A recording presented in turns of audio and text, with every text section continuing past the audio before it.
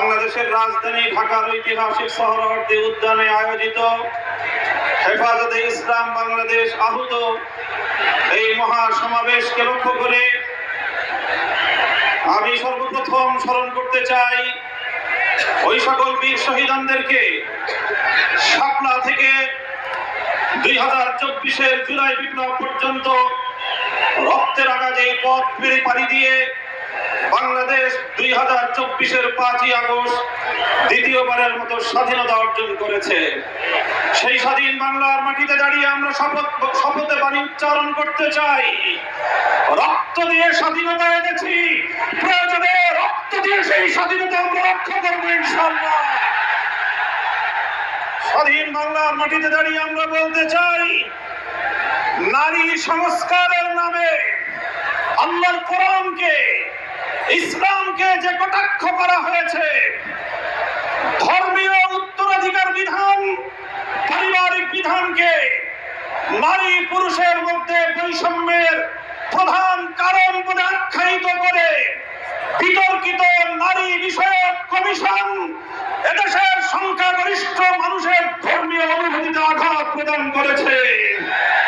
ধর্মীয় অনুভূতিতে আঘাত প্রদান করবার অপরাধে তাদের বিরুদ্ধে আমরা রাষ্ট্রের শাস্তিমূলক ব্যবস্থা দেখতে চাই। হেফাজতে ইসলাম বাংলাদেশ বলতে চায়, এই তথাকথিত পশ্চিমা ধ্যান ধারায় বিশ্বাসী বিতর্কিত নারীবাদীদের আদর্শ এবং দর্শন নয়, বরং হেফাজতে ইসলাম বাংলাদেশ ইসলাম প্রদত্ত আল্লাহর ঘোষিত নারীর ন্যায্য অধিকারে বিশ্বাসী। ইনশাআল্লাহ হেফাজতের সংগ্রামী মহাসচিব কর্মসূচি ঘোষণা করবেন। সারা বাংলাদেশ জুড়ে হেফাজতের নেতা কর্মীদেরকে আগামী মাসগুলোতে গোটা বাংলাদেশ জুড়ে নারীর ন্যায্য অধিকার আদায়ের জন্য মাঠে নামতে হবে। আমরা পরিষ্কার ভাষায় বলি, বাংলাদেশের স্বাধীনতার 53 বছরের মাথায় এসে সংবিধান সহ রাষ্ট্রের ব্যাপক সংস্কার কার্যক্রম শুরু হয়েছে। এই সংস্কার কার্যক্রম চলাকালীন সময়ে বহুত্ববাদের মতো বিতর্কিত একত্ববাদ বিরোধী কোন কনসেপ্ট বাংলার মানুষ গ্রহণ করবে না। আমরা সংবিধানে আল্লাহর উপর অবিচল আস্থা এবং বিশ্বাসকে পুনর্বহালের দাবি করেছি। এই দাবি বাস্তবায়নের জন্য আগামী দিনে হেফাজতে ইসলাম বাংলাদেশ কঠোর কোন সিদ্ধান্ত নিতে হবে, হেফাজত সেই সিদ্ধান্ত নেবে ইনশাআল্লাহ। আমরা পরিষ্কার ভাষায় বলি, ডক্টর ইউনূস সাহেবের সাথে হেফাজতের কেন্দ্রীয় নেতৃবৃন্দ অনেকবার সাক্ষাৎ করে বিনয়ের সঙ্গে আবেদন করেছি, আমাদের বিরুদ্ধে ফ্যাসিবাদী আমলে দায়েরকৃত মিথ্যা মামলাগুলো প্রত্যাহার করেন। কিন্তু কেন যেন মনে হচ্ছে আমাদের সোজা আঙ্গুলে বুঝি ঘি উঠবে না। প্রফেসর ডক্টর ইউনূস সাহেব, আপনি কি সে কথা ভুলে গিয়েছেন? এই সেদিনও আদালতের পাড়ায় আপনি আমাদের সঙ্গে পাড়ায় পাড়ায় ঘুরতেন, আদালতের অলিতে গলিতে ঘুরতেন। আমরা পরিষ্কার ভাষায় বলছি, আগামী 2 মাসের মধ্যে যদি হেফাজতে ইসলামের বিরুদ্ধে দায়েরকৃত মামলাগুলো প্রত্যাহার না হয়, হেফাজতে ইসলাম বাংলাদেশ সে মামলা বাতিল করার জন্য যা করতে হয় তাই করবে, তাই করবে।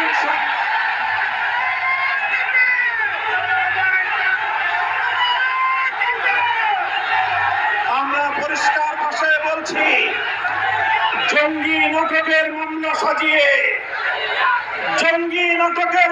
সাজিয়ে আল্লাহর নবীর প্রকৃত উম্মত, নবী প্রেমিক উম্মত যাদেরকে কারাগারের 4 দেয়ালে বন্দী করে রাখা হয়েছে, যারা নবীর দুশমনদের বিপক্ষে পদক্ষেপ নিয়েছে, তারা গোটা উম্মতের কাছে হিরো, তারা গোটা উম্মতের হৃদয়ের মণি, চোখের মণি, হৃদয়ের প্রশান্তি। সেই সকল কারাবন্দী মজলুম নবী প্রেমিকদেরকে অবিলম্বে মুক্তি প্রদান করতে হবে। আমরা বলছি, আমরা ফিলিস্তিন ইস্যুতে গাজাবাসীর পক্ষে, জায়নবাদী ইসরায়েলের আগ্রাসন এবং গণহত্যার বিরুদ্ধে গোটা বিশ্ববাসীর সঙ্গে আমরা সহমত। বাংলাদেশের মাননীয় সরকার প্রধান উপদেষ্টাকে আমরা বলি, আপনি আন্তর্জাতিক ব্যক্তিত্ব, বিশ্ব অঙ্গনে আপনি গাজাবাসীর পক্ষে ভূমিকা পালন করুন। সারা দুনিয়ার মানুষ গাজাবাসীর পক্ষে দাঁড়িয়েছে।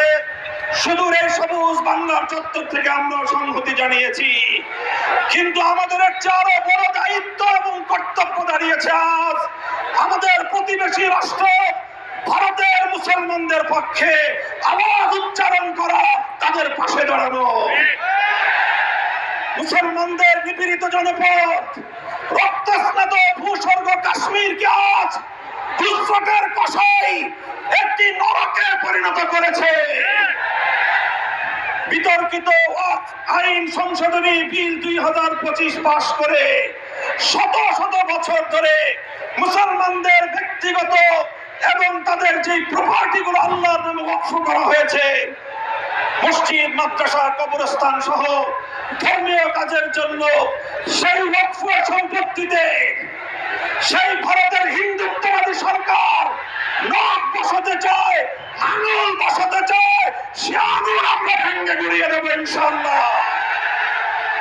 আজ হেফাজতের এই গণসমুদ্র থেকে আমি ভারতের নিপীড়িত, নির্যাতিত মজলুম মুসলমানদেরকে আহ্বান জানিয়ে তাদেরকে আমরা আশ্বস্ত করতে চাই, ভারত জুড়ে তোমরা নরেন্দ্র মোদীর বিরুদ্ধে আন্দোলন করে তোলো। তোমরা সকল নিপীড়ন বন্ধ করার জন্য মাঠে নেমে আসো। সীমান্তের এপার থেকে বাংলার 18 কোটি মানুষ তোমাদের সঙ্গে সংহতি জানাবে ইনশাআল্লাহ।